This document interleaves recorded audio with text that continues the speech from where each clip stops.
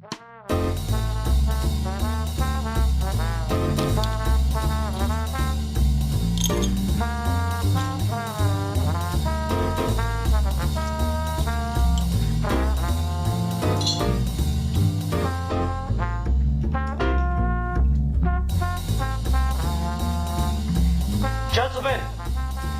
the time has come once again to discuss things.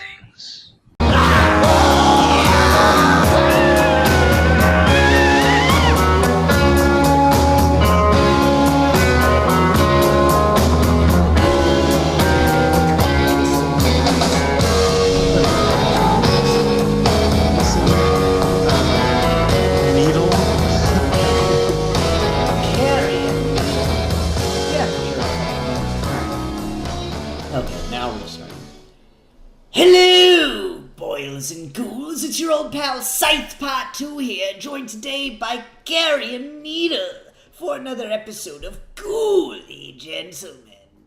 Yep, we're still doing that. Hi, everyone.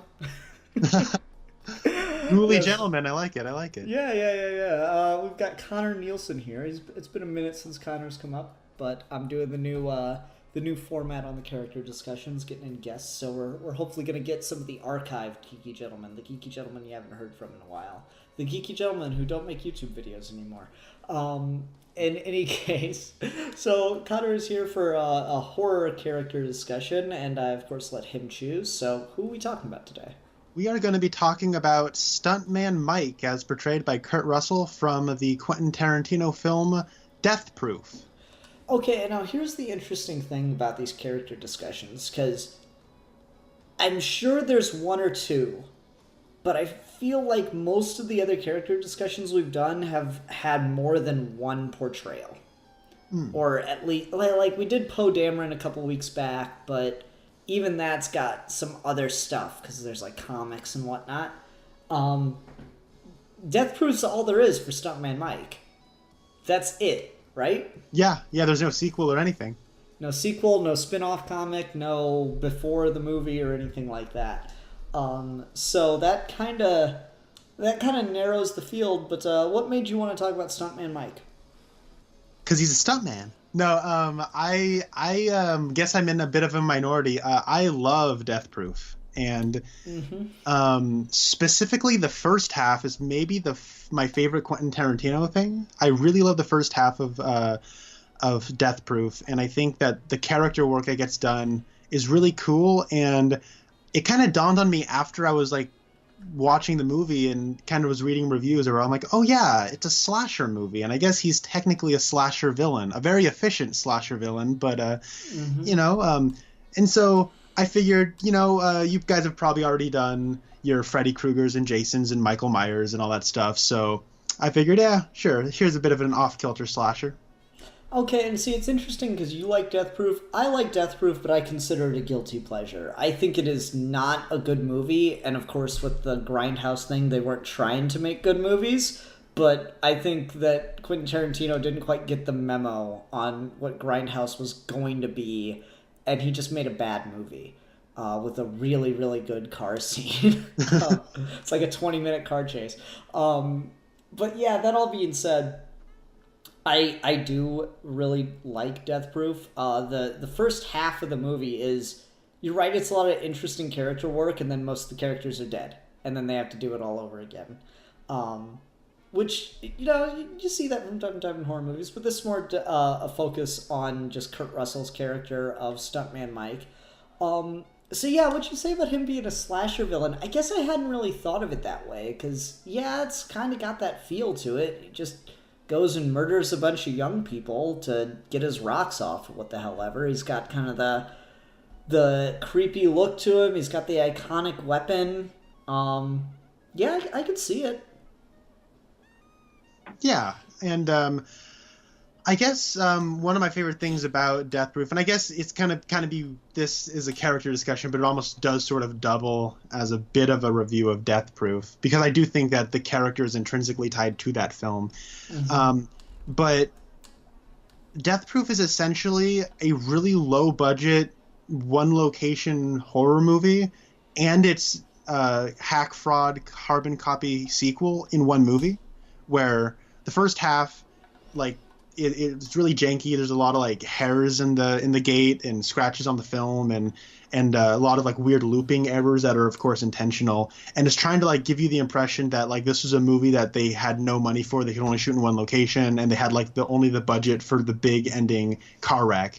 And then it's like you get to the second half and it's a lot more polished, and it looks like they have a bigger budget, and they have like, you know, more conventionally attractive actresses, and you have like it's almost like they're saying lines of dialogue from the first half, like they're these iconic lines, like they'd be from the first movie that was like a midnight movie favorite.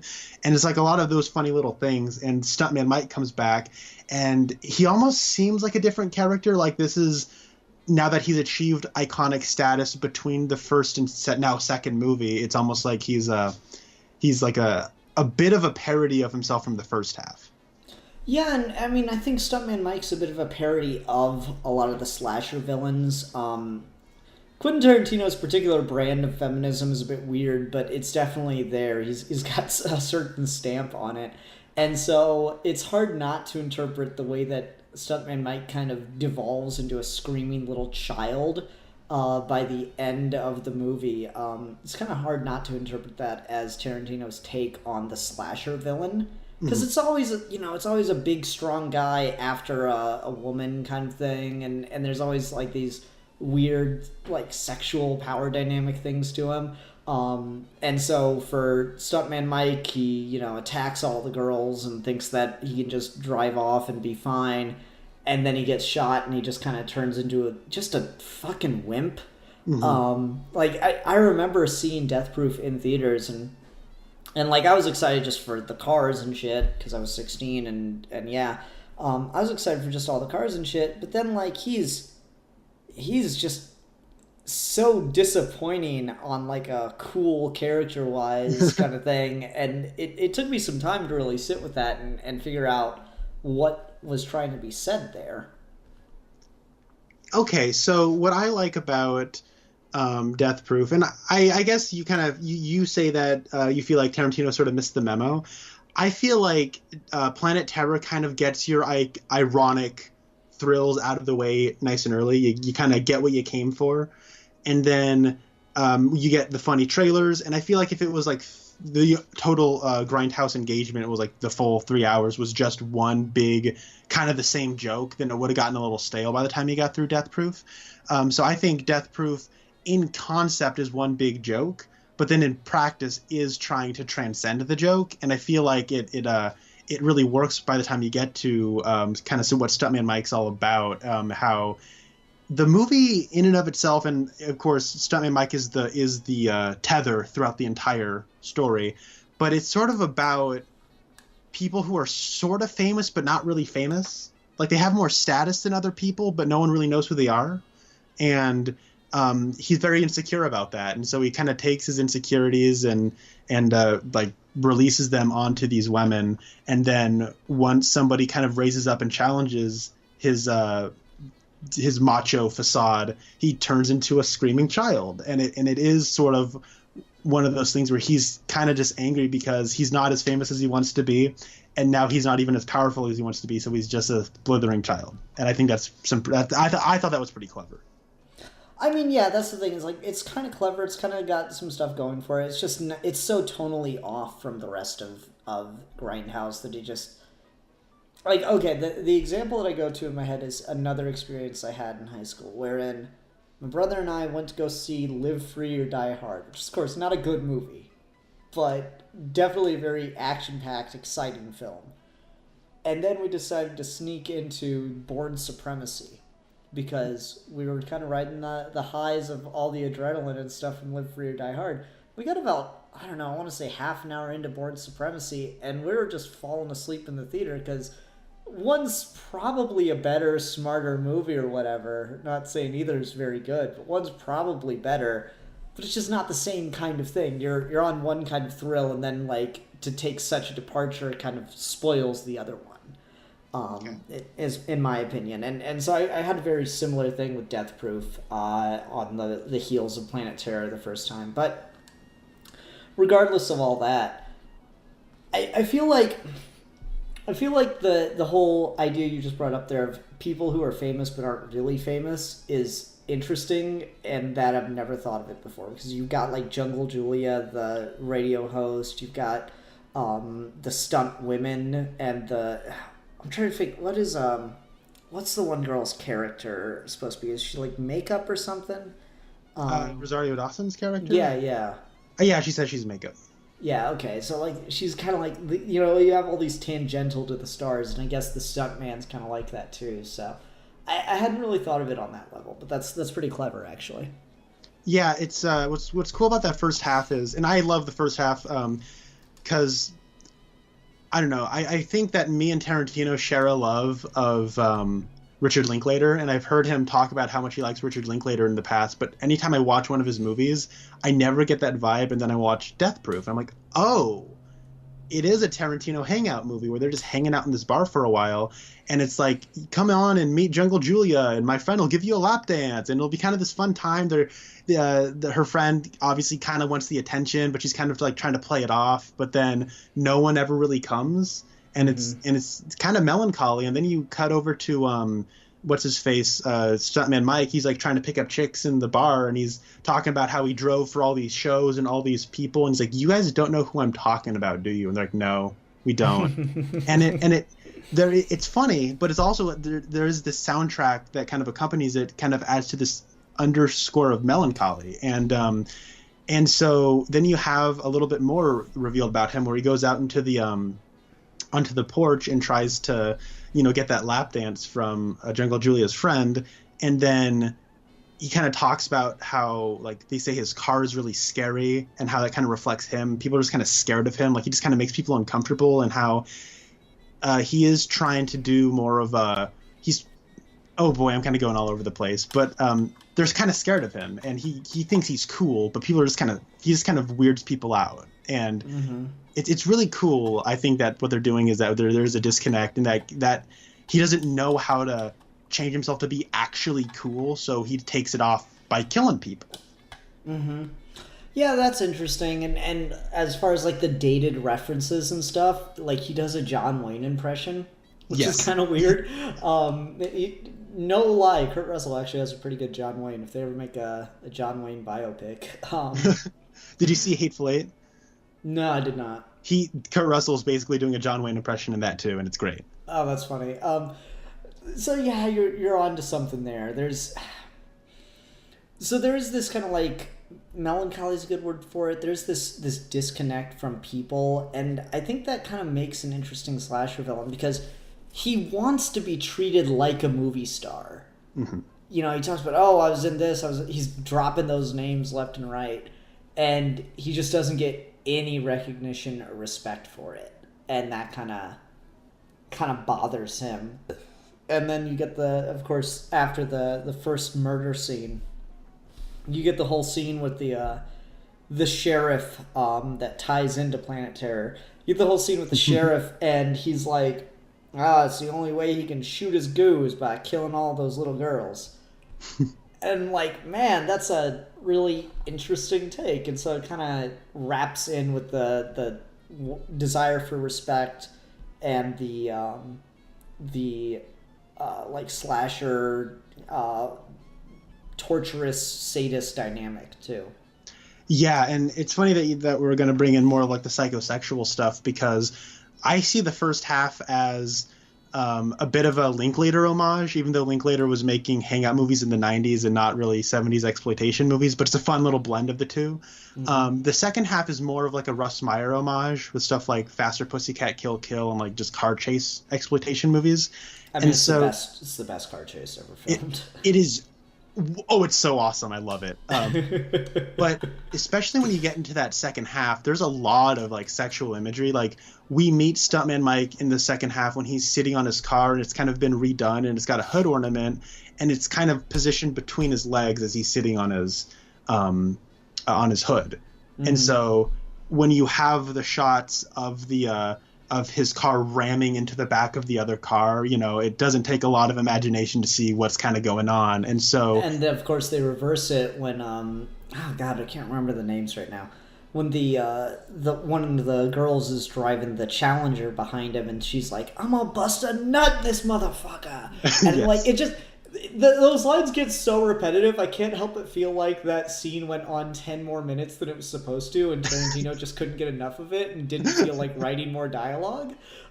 Because she just keeps saying the same fucking shit. Moo moo, moo moo. Yeah. Right? Did we just hit a boat?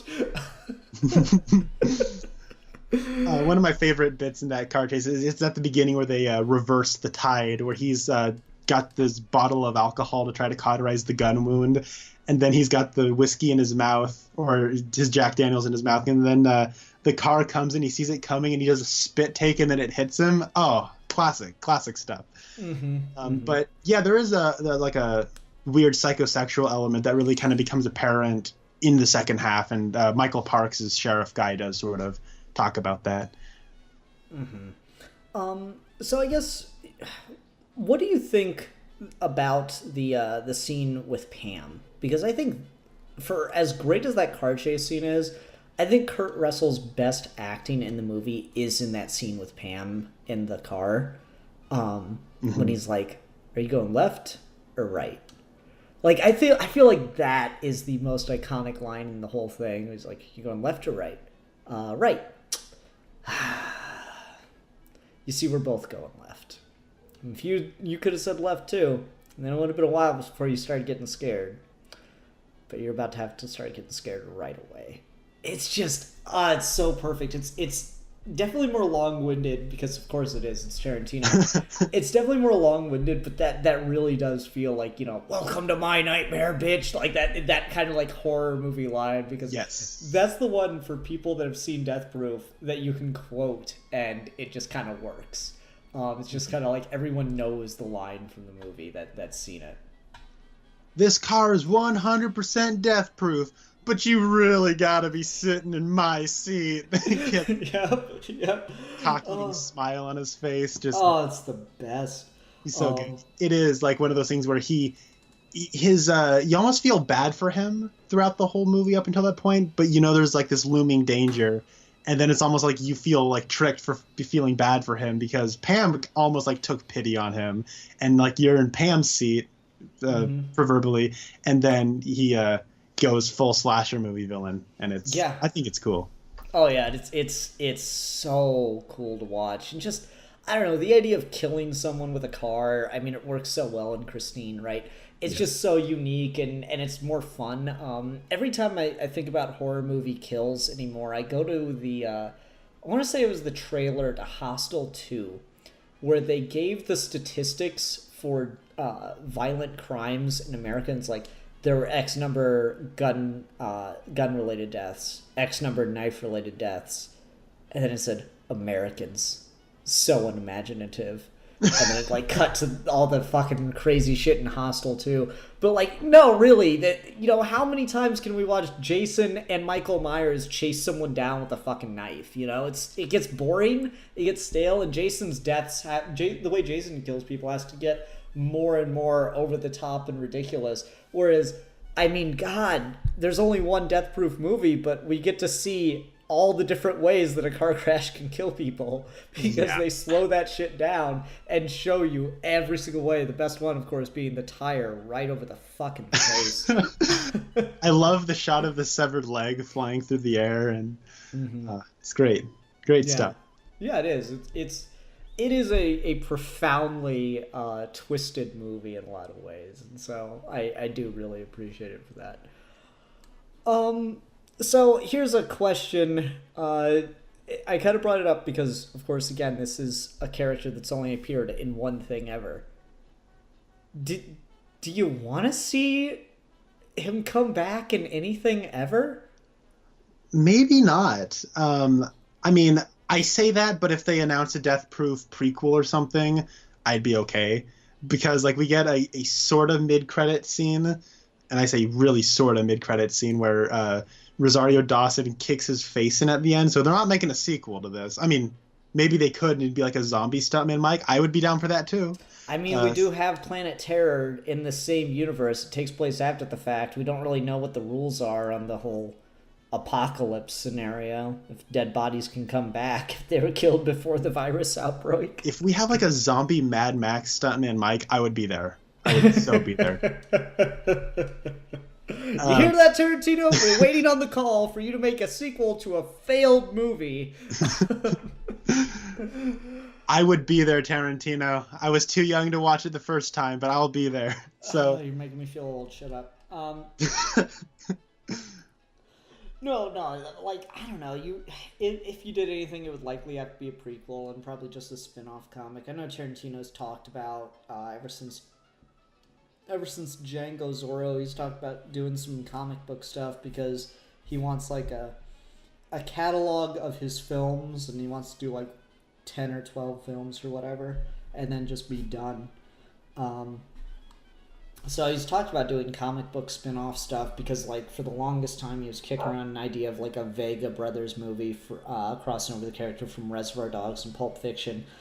So the possibility exists for a Stuntman Mike comic or something, but I don't know. It's not the same. Like, car chases are great on film because it's on film and it's real. Yeah, how many good comic book car chases can you name? Yeah, like maybe I can talk about the first scene from Batman R.I.P. It's just alright. Yeah. Like, you need the motion for it to really be cool, and so I don't really know what you do. I guess you could do some character work, but you kind of want the cool stuff with the car. And so it would need to be on film, so you probably couldn't do anything unless Tarantino sold off the rights or whatever. Right. And he's so attached to his characters, I don't know if he would. Mm-hmm. One thing I want to talk about... Russell ain't getting any younger. No. He's... You know, though, with that de-aging they did on him in Guardians 2, you know? Yeah, anything's possible. That could almost in and of itself be part of the joke, where he like is clearly an older person trying to play younger than he was in the first movie. That could be a great joke that you could get away with in a Grindhouse movie. Yeah. God, that movie's over 10 years old. That's crazy to think about. But yeah, I don't know. It's a thing. I wanted to talk quickly about the portrayal in this, because I was doing some research, and I guess the Tarantino originally went to Mickey Rourke for the role of Stuntman Mike. That'd been very different, wouldn't it? It would have been, and that was before his career kind of came back too. Exactly, and so it was kind of interesting, and I guess Mickey Rourke turned it down, and I guess he didn't like the script or something, and then he went and got Kurt Russell, who of course said yeah. So it's interesting because I guess if we're going to play the what might have been game, you have I like to think of Kurt Russell as kind of like a younger Burt Reynolds type, where they're both pretty traditional macho masculine man, but they have a sense of humor about themselves. Mm-hmm. Where they have, like, you know, the big arms and the washboard abs, but they know how to laugh at themselves. Whereas, what's his face, Mickey Rourke, he doesn't really have that persona. He does have more of a traditional I'm a tough guy, take me seriously sort of persona. Yeah, I can see that. So Kurt Russell kind of lends something different. And honestly, you know, with Rourke's whole I'm a tough guy, take me seriously, I don't know how well he could have played the ending of this. Kurt Russell kind of turns on a dime for it, which is kind of perfectly, what's the word I want here, subversive of your expectations. So, like, he's kind of the perfect person to do it, the way you're talking about his approach to the macho character. Yeah. Mm-hmm. And that's interesting. And I gotta ask, which of his cars do you like more? Because I think the first one is so much cooler. It's the skull, man. It's the skull. The skull is awesome. Yeah, I mean, like, I don't know why they didn't put it on the second car. Why wouldn't you do that? I don't know. Oh man, I mean, I get what they want to do. It's like, in those old movies, when you blew up your car, you didn't really have a replacement one, so they kind of have to get another one. And there's almost like this element of the film nerds would be talking like, oh, we have 2 cars to talk about. But and I guess, like, when it comes to, like, Jason, it takes him like 3 movies before he finally gets his hockey mask. So, he's changing up his look, like with a bag over his head, and in the first one it's his mom, and so, all that sort of stuff. But I think they're trying to almost homage that, where it's like he's always coming back with a new car, and you're thinking, oh, what's the new car? But because it's basically one movie that's kind of like two movies, and they're never making a second full length one. I don't think they will. It is one of those things that now that we look back and think, man, that first car with the skull was so much awesomer than the second one. The fucking Jolly Roger with the lightning bolts and shit. It's so cool. And like, yeah, he's got the hood ornament back on the second one, but just damn it. It's a fucking skull. It's cool as shit. It is. Like, I got a T-shirt of the Death Proof poster, and it's got all the marketing was around the one with the skull on it, and that's the car that you get to see do the least cool stuff. It's on screen for a whole, 10 minutes before it's destroyed 7 times over. And so, like, the one of the best car chase ever filmed doesn't have the skull on it, and it's just disappointing. I'm pretty sure the first one's a Nova and the second one's a Charger, if I'm not mistaken. You know your car's better than I do, so I'll take your word for it. Yeah, I remember looking it up at one point. I can't confirm that. Like, I know for a fact, because they go into it, like, every car in that movie, every hero car in that movie, is a car from something else. So the Challenger's actually from... obviously from Vanishing Point. The Chargers nod back to Bullet. I'm not sure where the Nova comes from. Might be... I'm trying to think what he's driving in French Connection when he's trying to keep up with the train. Oh, yeah. Yeah, and I think that might be a Nova. But don't quote me on that. So just stuff like that's really cool to see peppered in here. So, yeah, just... that and there's not enough great shots with Kurt Russell on that fucking car, especially with the skull. You need more of that. And Tarantino really could have given us some cool, like, set photos, and I know he doesn't usually like stuff like that, so I don't know, shit like that would have been neat.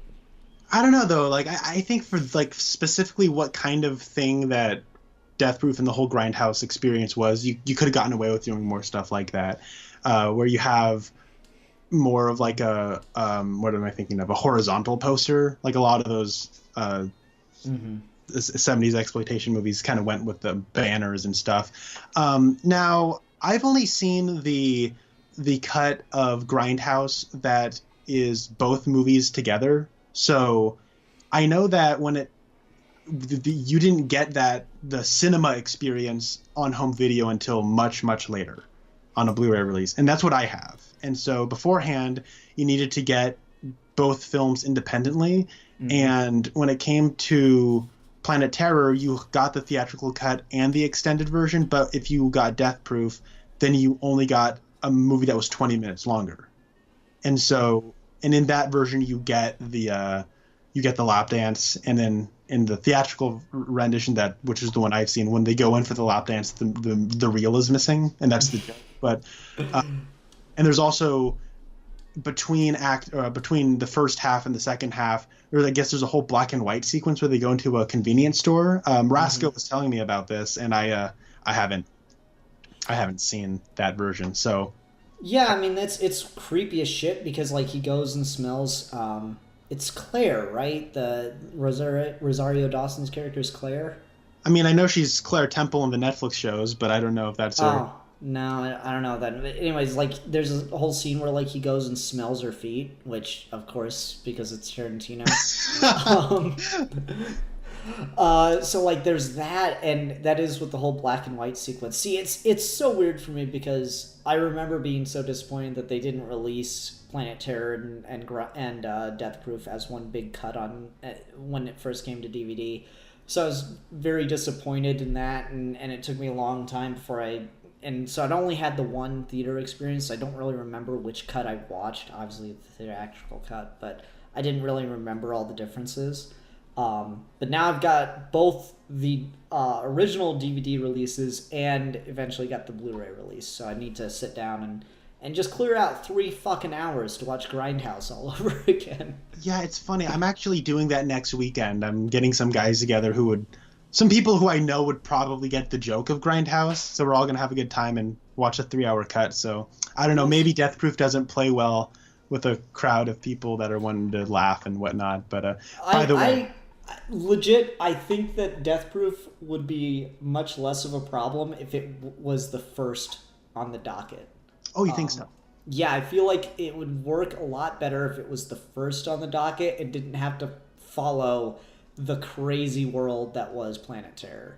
Planet Terror is pretty entertaining. I really like that movie.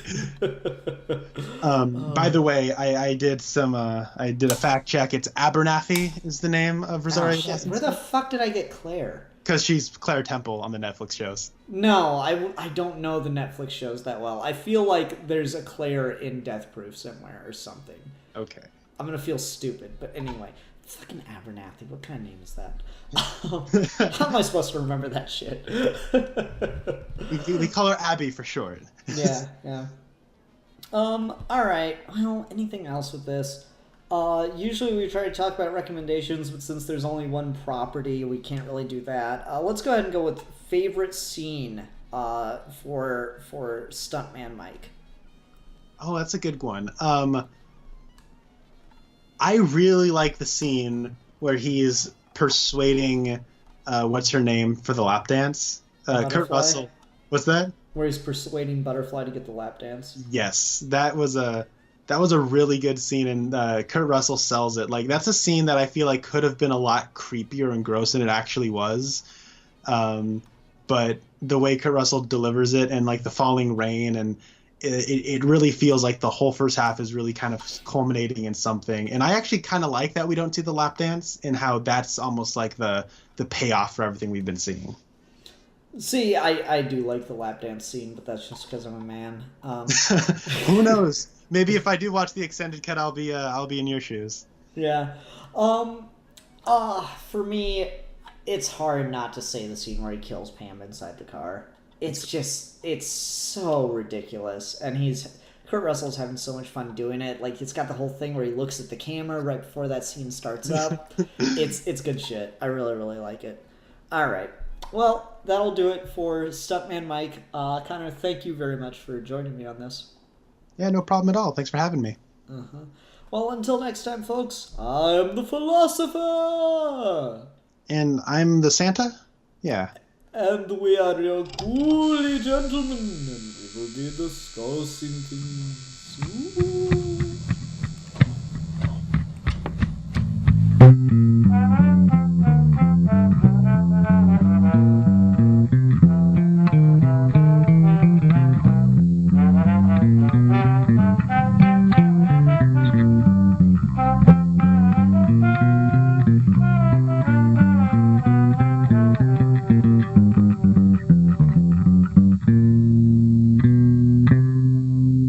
Ha ha ha ha